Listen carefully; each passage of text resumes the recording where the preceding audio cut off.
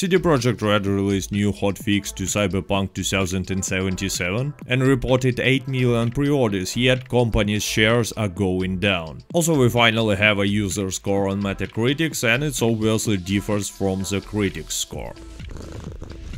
First of all, new hotfix for Cyberpunk 2077. It's a patch 1.04 and it's live on PlayStation and PC now. For Xbox you have to wait a little bit, because it seems like on Xbox One game runs much worse than on any other platform. But anyway, patch fixes many problems with Quest, so if you had some problem, go check the full list, link will be in the description, maybe your problem is already fixed. Also, they fixed preview and weapon crafting, worked on visuals like speeded up switching from first-person perspective to third-person perspective while in a vehicle, and overall improved stability, including various crash fixes. But the most interesting, they improved reflections quality on Xbox One and PlayStation 4 to eliminate the smudge effect. I hope it will make performance on the old consoles a little bit better. When patch will be live on Xbox I will check it, but so far if you're playing on Xbox One or base PS4, here is a little tip for you. Go to settings, go to graphics and turn off all the parameters.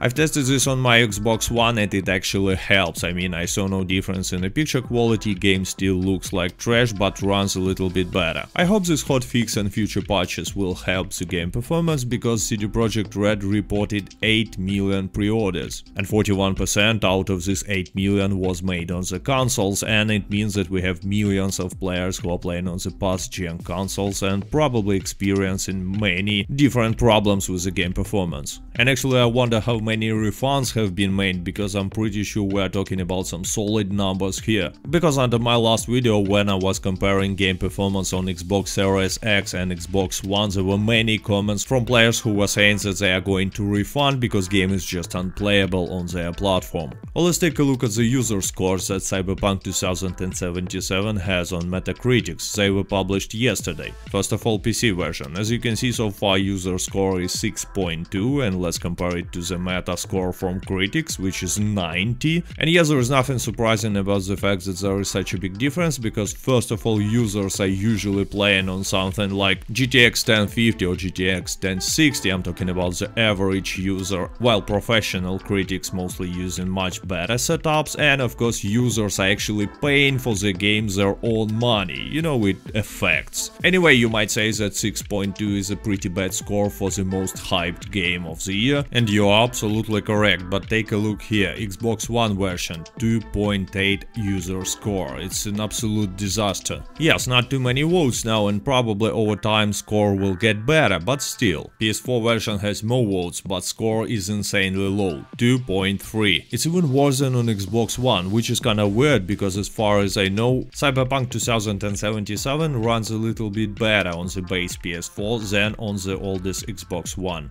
And you might say that it's a review bombing. Well, I would actually disagree. You see, if I only had to play on my old Xbox One, I would probably score this game as 0, because it's not even a game on Xbox One. I mean, literally, it's just hard to play, it's painful experience. On the other hand, I really enjoy playing on the new Xbox Series X, and I would probably score this game 9 or even a 10, because it's really a good game. But here is the trick, vast majority of players has old console generations, that's why the score is so low. Another indicator of the fact that there are some huge problems with the game, and it's not just a review bombing from the haters, is the stock price. Here you can see CD Projekt Red stock price graphic in USD, and from December 7th, the moment when the first reviews were published, and I remind you, there were PC reviews from journalists, not actual players. Anyway, from this moment it falls down, and falls down dramatically. And no news about pre-orders or sale records are helping the situation.